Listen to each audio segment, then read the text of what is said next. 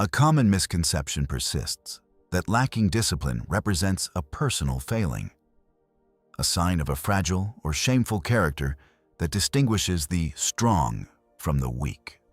However, this perspective is fundamentally flawed. What remains largely unrecognized is that our standard definition of discipline actually clashes with the biological architecture of the human mind. Our brains didn't develop to prioritize abstract milestones, distant targets, or legendary self-restraint.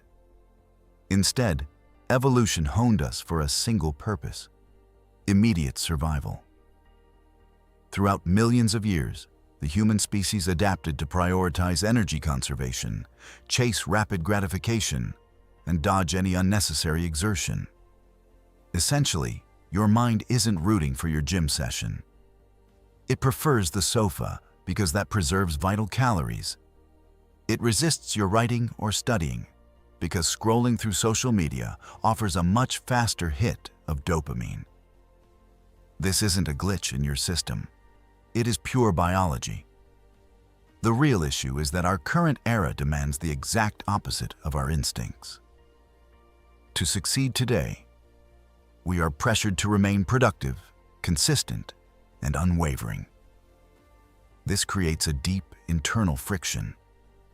A mind optimized for a primitive lifestyle clashing against a modern world that expects the performance of a high-speed, resilient supercomputer. And this friction is subtle. It doesn't always show up as dramatic resistance.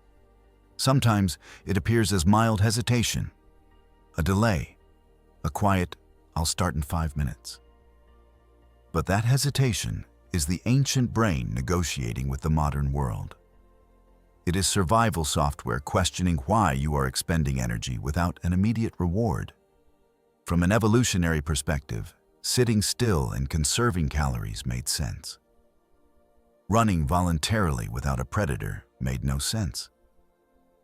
Studying abstract concepts that won't feed you today made no sense.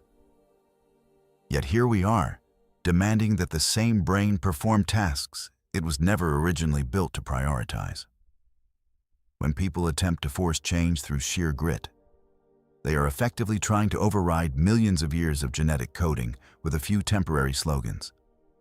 Predictably, it fails, or at least it doesn't last. James Clear, the mind behind the bestseller Atomic Habits, highlighted a profound truth about our behavior. True discipline isn't born of force, it is born of design. The individuals who seem the most consistent aren't necessarily tougher or more motivated. They have simply engineered systems and surroundings that make the right choices automatic and inevitable. They don't battle their biology, they orchestrate it. This shift, from fighting yourself to designing around yourself, is the turning point. Because once you understand that discipline is not a moral virtue, but a structural outcome, the shame dissolves. You stop seeing yourself as broken. You start seeing yourself as misaligned. In the next few minutes, we will dismantle the myth of willpower, expose the hidden errors you've been making, and construct a fresh framework for action. It is a more intelligent, more human, and far more effective strategy. If you've ever felt inadequate for procrastinating, or if you've ever felt self-loathing because you couldn't stick to your own schedule, this video offers no judgment. Instead, it will reveal that you were simply using the wrong tools, and now you will finally master the right ones. In theory, the concept of discipline seems straightforward. Simply desire something enough, maintain focus, and ignore distractions. Yet, when we examine the actual mechanics of the human brain, we see that this view is not just simplistic, but dangerously naive. Your brain has zero interest in your 5-year plan. It is calibrated for survival, comfort, and the preservation of energy. Unless you grasp this reality, you will live in a state of constant internal warfare.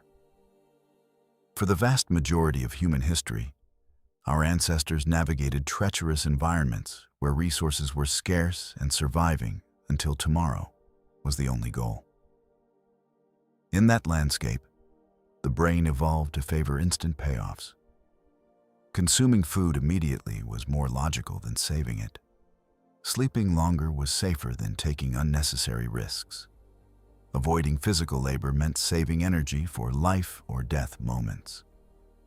Generation after generation, the brain was fine-tuned to seek the fastest, most pleasurable, and least demanding path. That same ancient software is still running your life today. When you set an early alarm for a workout, your brain views it as a threat to your comfort. When you open your laptop to work on a difficult project, it suggests a quick look at social media because that pleasure is guaranteed and instant. Pursuing a technical book or workout requires effort without an immediate win. Your brain naturally rejects that. The most vital detail to remember is this: your brain isn't rational, it is efficient. It doesn't select what is objectively best for your future. It selects what requires the least energy right now. This is what neuroscientists call cognitive ease, the mental drive to always take the path of least resistance. This choice isn't even conscious. It's decided before you even realize it.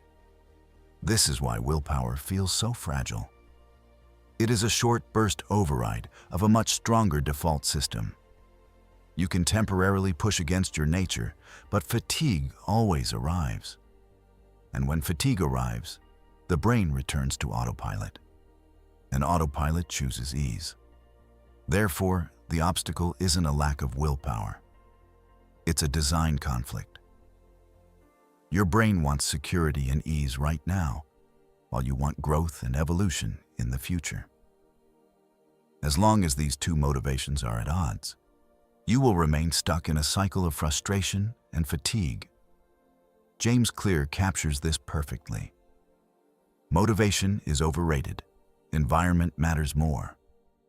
If you are constantly leaning on your willpower, you are fighting your own nature. That is a war you will eventually lose because exhaustion is inevitable. Real change doesn't start with trying harder. It starts with understanding the hardware you're working with.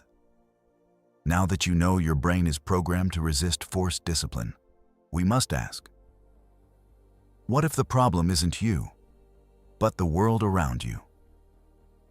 Next, we will see why your environment is the true architect of your habits and how you can hack it to your advantage. If this is providing value, please hit the subscribe button to support the channel. Now that we recognize the brain's preference for ease, we must focus on the real battlefield, your environment. Most people assume self-control is an internal muscle, a moral strength that just needs more training. But the truth revealed by James Clear is more sobering. Self-control is fragile, and it shatters when faced with a poorly designed environment.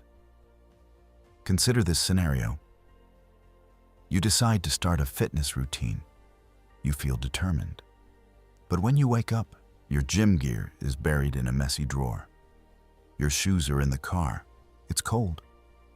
Meanwhile, the sofa is right next to the bed, and your phone is already in your hand with Instagram open. This isn't a choice between good and bad anymore. It's a choice between what is visible and easy versus what is hidden and difficult. The brain will choose the low-effort path every time. The problem is not your ambition. It is that your environment is rewarding the old behavior. This brings us to choice architecture. This concept suggests that human action is dictated by what is most accessible and visible. It's not about strength. It's about behavioral engineering. For instance, Clear cites a study where simply moving water bottles to the front of a cafeteria line increased water sales and lowered soda consumption, without any health lectures. The environment changed, so the decision became effortless. When the healthy choice is the easiest choice, The brain doesn't fight, it follows. Apply this to your life. Want to read? Put the book on your pillow, not the shelf. Want to stop phone distractions? Leave it in another room or use blockers. Want to exercise? Lay your clothes out like a trap for your future self. Discipline isn't about effort, it's about preparation. Disciplined people aren't stronger. They are just better at setting up their space and triggers. They create systems where doing the right thing takes less energy than doing the wrong thing. You need to stop acting like a victim of your impulses and start acting like the engineer of your own mind. A difficult habit today can become an automatic one tomorrow if it's anchored correctly. But what if you could go even further? What if you could hijack the habits you already have? We've established two harsh truths. Your brain avoids effort, and your environment dictates your actions. But understanding these truths is only the beginning. Awareness without strategy changes nothing. The real question is practical. How do you convert intention into action without relying on unstable motivation? This is where habit stacking becomes powerful. Your brain already operates through automatic patterns called habit loops. Every habit consists of three components: a cue, a routine, and a reward. These loops are not theoretical. They are happening constantly, often without your awareness. You brush your teeth after waking up. You check your phone when you sit down. You make coffee when you walk into the kitchen. None of these require negotiation. They happen because the cue triggers the routine automatically. James Clear's insight was simple but transformative. Instead of trying to build a new habit from scratch, attach it to an existing one. Why? Because the cue is already strong. When you attempt to create a brand new habit in isolation, the brain treats it as unfamiliar territory. Unfamiliarity increases friction. Friction increases resistance. Resistance leads to avoidance. But when you piggyback on a routine that is already automatic, you bypass much of that resistance. For example, after I brush my teeth, I will read one paragraph. After I pour my coffee, I will review my top priority. After I sit at my desk, I will write one sentence. Notice how small these actions are. That is not accidental. The mistake most people make is stacking habits that are too ambitious. They attach a 30-minute meditation to brushing their teeth. They commit to a full workout after waking up. The brain sees the size of the new action and immediately resists. Habit stacking only works when the new behavior is so small it feels almost trivial. Why? Because friction is highest at the beginning. The start is the hardest part. Once motion begins, inertia works in your favor. If you commit to writing one sentence, you will often write 5. If you commit to reading one page, you may read 10. If you commit to one push-up, you might do 15. But the brain must believe the beginning is safe. This is the psychological elegance of habit stacking. You are not forcing discipline. You are lowering the activation energy required to begin. Over time, the stacked behavior becomes fused with the original cue. The brain no longer distinguishes them as separate actions. It simply runs the sequence. Cue, routine, extended routine, reward. This is neural coupling. The new habit rides on the stability of the old one. And as these small stacks accumulate, something subtle happens. You stop relying on motivation entirely. Because the behavior no longer feels optional. It feels automatic. But here is where many people misunderstand the process. They believe small habits are insignificant.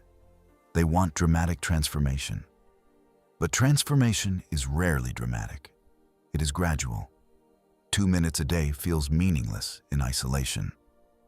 But over 365 days, it becomes identity shaping. And that is the real power of habit stacking. It is not about productivity. It is about becoming the kind of person who shows up.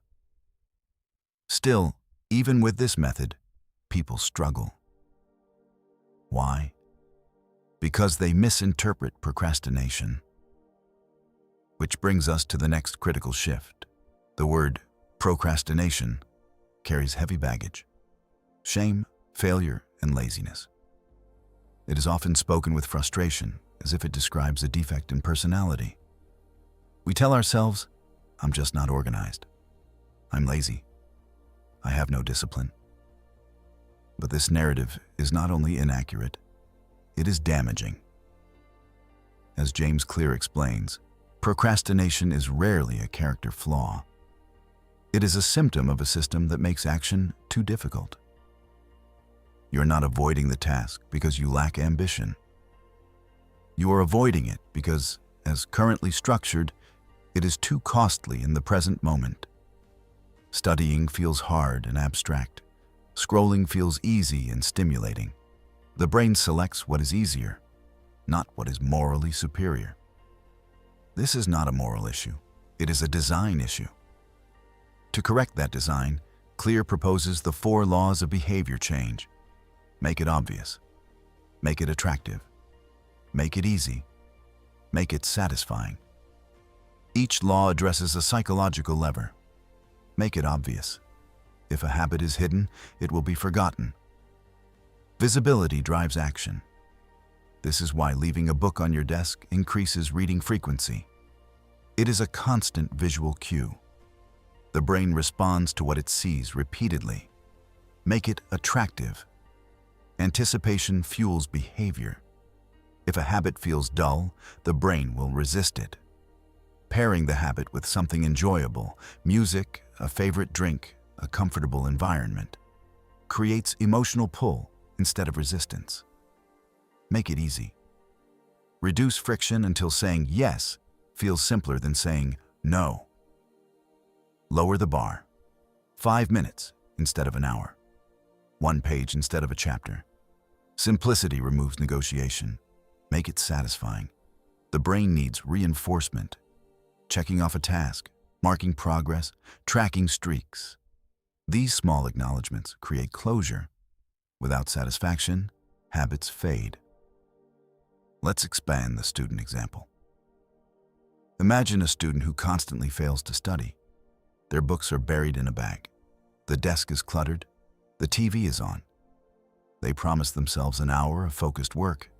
They sit down, feel overwhelmed, and open their phone instead. The next day, they blame themselves. But nothing changed structurally. Now redesign it. The book is already open on the desk. The room is quiet. They start with 5 minutes. They light a candle or make tea. After finishing, they check a visible tracker.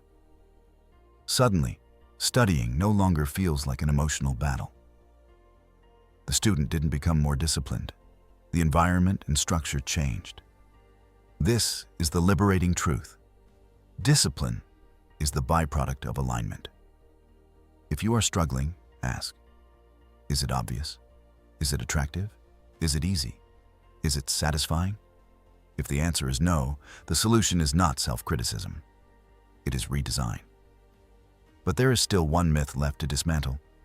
The myth of passion. Modern culture glorifies passion. Love the grind. Be obsessed. Wake up excited. This narrative is seductive. It suggests that disciplined people feel inspired constantly. But this is misleading. Most meaningful work is repetitive, often inconvenient, sometimes uncomfortable. Waiting for passion is waiting for a mood, and moods are unstable.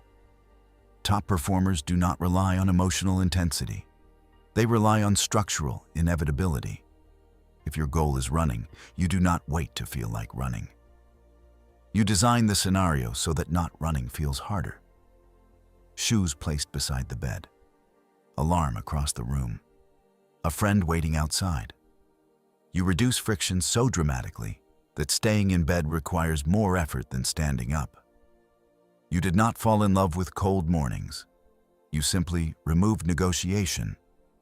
This is the shift from motivation to systems. Motivation asks, do I feel like it? Systems answer, this is what happens next. James Clear puts it bluntly, you do not rise to the level of your goals. You fall to the level of your systems. Your future is not built on intention. It is built on defaults. And defaults are engineered. When you stop chasing inspiration and start building inevitability, discipline stops feeling heroic. It feels normal.